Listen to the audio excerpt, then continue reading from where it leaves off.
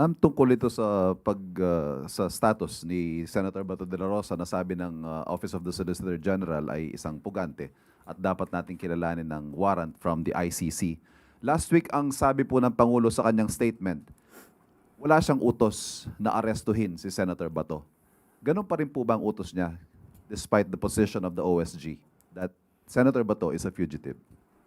Kung ano po ang dapat na gawin, nagsalita na po ang DOJ na sa ngayon dahil meron po tayong hinihintay na desisyon mula sa Supreme Court at iginagalang po ng Pangulo at ng administrasyon ang nakabingbing kaso sa Supreme Court. Ngunit hindi kailangang tumakas palabas ng bansa si Senator Bato de la Rosa. Kapag siya ay nagtangka, ayon na rin sa DOJ, siya ay huhulihin. So kung yun po ang posisyon ng Pangulo last week, pwede po ito magbago depende sa magiging development sa pending na petisyon sa Supreme Court. Opo. Pangalawang tanong ko lang po, as President and as a former member of the Senate, may nabanggit po ba ang Pangulo sa inyo on what he thinks, how he feels about what's happening in the Senate presently? Sa ngayon po, ang alam po natin sa Pangulo ay kailangan lang ipatupad kung ano ang nasa batas.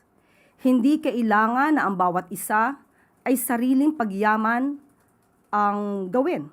Hindi ang iilang interes ang dapat na pagyamanin, kundi dapat tumugon kung ano ang sinasabi ng konstitusyon, patupad kung ano ang sinasabi ng batas.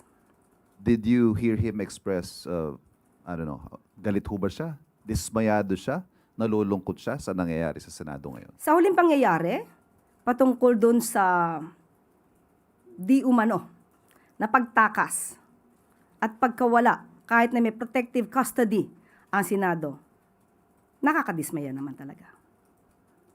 Sinabi po yun ng Pangulo that he is disappointed with how Nung things are turning out. nung nagkaroon po ng meeting, inalam niya kung anong pangyayari at makikita mo sa itsura ng Pangulo at kung paano siya magtanong sa mga cabinet secretaries, nandun po yung disappointment.